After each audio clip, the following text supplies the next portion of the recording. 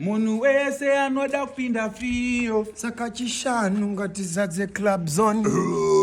Wago and the mafia. Mlongo said Handsome Gudo are disappointed. Yes, so sir. this coming Friday on the 13th, make sure say you link up with club zone. Now wakomana. Yo. Zampopo zikuburu. Get ready, Friday. I'm mawani. Awasiweka gai kula numwe puti.